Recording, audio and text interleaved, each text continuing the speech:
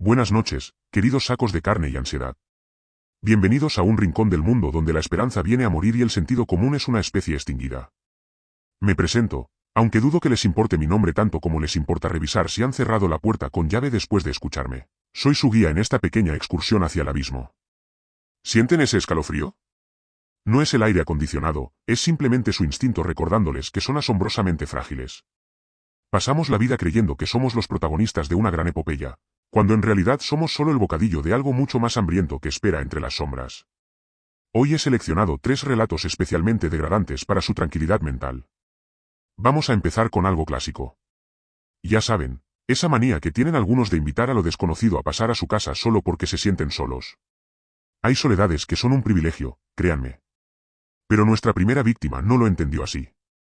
Disfruten, si es que su sistema nervioso se lo permite, de este pequeño encuentro con lo que nunca debió ser despertado. La casa de los Arriaga no era una construcción imponente, sino un cadáver de madera y ladrillo que se negaba a pudrirse del todo. Elena se mudó allí buscando silencio, huyendo de un divorcio que le había dejado el alma en carne viva. Lo que encontró, sin embargo, fue un sonido que no figuraba en el contrato de alquiler, un rascado rítmico, casi musical, que provenía del interior de las paredes del sótano. Al principio, como toda persona con una fe ciega en la lógica, culpó a las ratas. Pero las ratas no susurran tu nombre de soltera cuando crees que estás dormida. Una noche de tormenta, el ruido se volvió insoportable. No era un rascado, era un golpe seco, como si alguien estuviera usando su propia cabeza para derribar un muro. Elena bajó al sótano con una linterna que temblaba más que sus manos. En la esquina más oscura, descubrió que el papel tapiz se había bombado. Al rasgarlo, no encontró moho, sino una puerta de hierro del tamaño de un niño, sellada con cera negra y símbolos que parecían heridas abiertas en el metal. Sin pensarlo, empujada por una curiosidad que suele ser el epitafio de los tontos, rompió el sello. La puerta se abrió con un suspiro de aire gélido que olía a flores podridas. No había nada dentro, solo un hueco vacío. O eso creyó ella hasta que sintió un peso gélido sobre sus hombros. Al mirarse en el pequeño espejo que colgaba de la columna del sótano, no vio su reflejo. Vio a una mujer idéntica a ella, pero con los ojos cosidos con hilo de pescar y una sonrisa que se extendía hasta las orejas, revelando filas de dientes que no eran humanos. Desde ese momento, Elena dejó de ser Elena. Empezó a comer carne cruda a oscuras, sentada en el suelo de la cocina. Sus amigos llamaban a la puerta, pero ella solo respondía con un siseo que les helaba la sangre. Su cuerpo empezó a cambiar, su piel se volvió translúcida, dejando ver venas negras que se movían como gusanos bajo la superficie. Una noche, su exmarido entró por la fuerza, preocupado por el silencio de semanas. La encontró en el sótano, frente a la pequeña puerta de hierro. Ella no se giró. Solo dijo con una voz que sonaba como 1000 cristales rotos, ¿sabes por qué estaba sellada? No era para que nada entrara. Era para que yo no saliera. Cuando ella finalmente se dio la vuelta, el hombre no gritó. No tuvo tiempo. La mandíbula de lo que antes era Elena se desencajó de forma antinatural, creciendo hasta cubrir toda su visión. Lo último que él vio fue la cera negra goteando de los ojos de ella mientras el hueco de la pared reclamaba 2 sombras en lugar de una. Ahora, si pasan cerca de esa casa, verán que todas las ventanas han sido selladas con cera. Pero el rascado ahora viene de afuera hacia adentro. ¿No es encantador? La hospitalidad es una virtud tan peligrosa. Elena buscaba compañía y, bueno, la encontró a nivel celular. Es lo que pasa cuando uno abre puertas que no le pertenecen. A veces el invitado decide que tú eres el mejor traje que se puede poner. Pero dejen de tocarse la cara para comprobar si siguen siendo ustedes, no sean ridículos.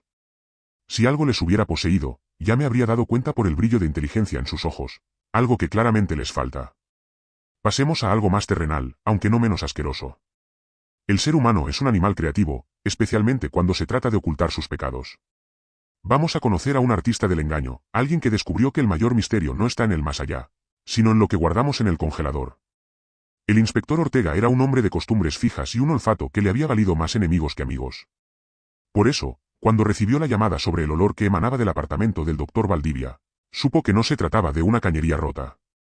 Valdivia era un cirujano de prestigio, un hombre pulcro, de modales exquisitos y una colección de relojes antiguos que valía una fortuna. Pero en los pasillos del edificio, los vecinos se tapaban la nariz con pañuelos empapados en perfume. Ortega entró al apartamento con una orden judicial y una máscara de filtro. El lugar estaba impecable. Ni una mota de polvo, ni un mueble fuera de sitio. El olor, sin embargo, era una bofetada de putrefacción que parecía vibrar en el aire. Provenía de la cocina. El inspector abrió el refrigerador, esperando encontrar el cadáver de un perro o restos de comida olvidados. Solo encontró recipientes de cristal etiquetados con fechas y nombres de pacientes de Valdivia. Apéndice, 14 de marzo, quiste sinovial, 2 de abril. Nada ilegal, quizás una excentricidad médica. Pero el olor no venía de ahí. Venía de la despensa. Tras una estantería de vinos caros, Ortega encontró una puerta falsa. Al abrirla, el hedor lo obligó a arrodillarse.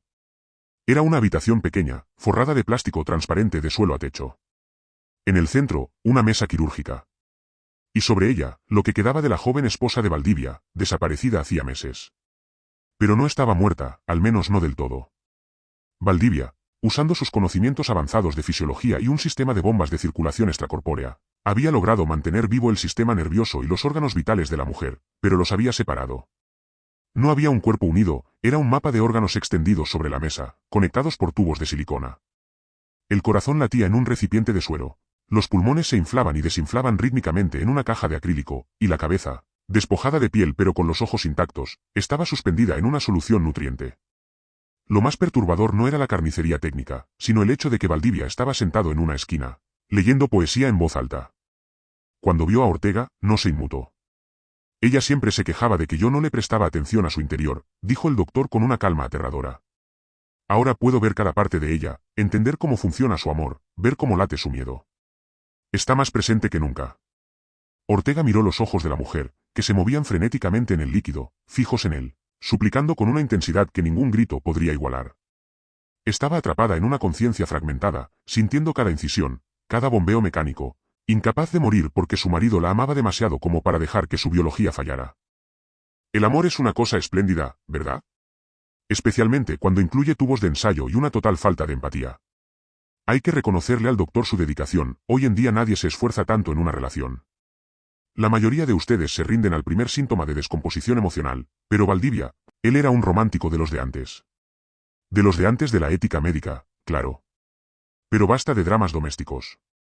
Vamos a elevar el nivel. Olviden sus pequeños miedos a la muerte o a la locura. Vamos a hablar de algo que hace que su existencia parezca tan insignificante como un microbio en el zapato de un gigante. Bienvenidos al horror que no tiene nombre, porque nuestras cuerdas vocales no fueron diseñadas para pronunciarlo. El observatorio de Sierra Negra no solía recibir señales extrañas. Era un lugar de silencio absoluto, donde los astrónomos pasaban noches enteras mirando el vacío y confirmando que, efectivamente, el universo es un lugar muy grande y muy vacío. Hasta que llegó la señal del 14 de mayo. No era una frecuencia de radio ordinaria, era una pulsación gravitatoria que hacía que el cristal de los telescopios vibrara hasta estallar. El joven investigador Samuel fue el primero en decodificar el patrón. No eran números, no eran coordenadas. Era una imagen. Cada vez que el pulso golpeaba la antena, el software de renderizado dibujaba una línea de píxeles. Después de 72 horas sin dormir, Samuel tenía frente a él una fotografía de lo que parecía ser un ojo. Pero un ojo del tamaño de un sistema solar, con galaxias enteras girando dentro de su pupila. Y lo peor no era la escala, sino la dirección. El ojo estaba mirando directamente a la Tierra. A medida que la señal se intensificaba, la realidad en la montaña empezó a deshilacharse. La gravedad se volvía caprichosa, el agua de los vasos subía hacia el techo en lugar de caer al suelo. Samuel empezó a escuchar un sonido constante, una nota baja que no oía con los oídos, sino con los huesos. Era un pensamiento que no era suyo, una marea de conceptos que su cerebro humano intentaba procesar sin éxito. La gran cosecha ha comenzado. No había naves espaciales, no había rayos de luz destruyendo ciudades. El horror cósmico es más sutil y mucho más absoluto. De repente, la gente en las ciudades empezó a mirar al cielo, pero no veían las nubes. Veían el cielo desgarrándose como una tela vieja, revelando lo que había detrás. Un vacío color violeta que no emitía luz, sino que la devoraba.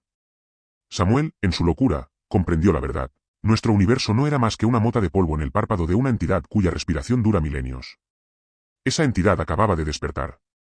Y nosotros no éramos ni siquiera una molestia. Éramos simplemente el alimento que se había acumulado durante su sueño.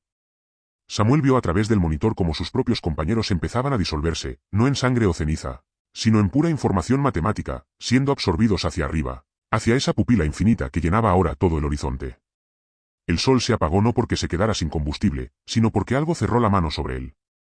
En sus últimos segundos, Samuel no sintió miedo, sintió una paz absoluta y aterradora al entender que su vida, sus amores, sus miedos y toda la historia de la humanidad no habían sido más que el sueño de un parásito en el ojo de un dios hambriento. Y ahora, el dios parpadeaba. Y así, con un parpadeo, todo termina. No es un alivio saber que sus problemas con la hipoteca o ese dolor en la rodilla no importan en absoluto frente a una entidad que desayuna constelaciones. Deberían darme las gracias por poner sus miserables vidas en perspectiva. Pero no lo harán, porque están demasiado ocupados mirando al techo y preguntándose si esa mancha de humedad tiene forma de ojo. Vuelvan a sus camas, si es que pueden conciliar el sueño. Cierren bien las cortinas, apaguen las luces y traten de no pensar en lo que hay debajo de la cama o dentro de las paredes. Aunque, seamos honestos, si algo quiere atraparlos, un poco de madera y ladrillo no va a detenerlo. Ha sido un placer arruinarles la noche. Yo me quedaré aquí, disfrutando del silencio, hasta que algo decida romperlo. Buenas noches, si es que el universo decide que mañana sea otro día para ustedes. Y recuerden, la oscuridad no es la ausencia de luz, es simplemente el momento en que las cosas que nos observan deciden acercarse un poco más. Saludos al abismo de mi parte.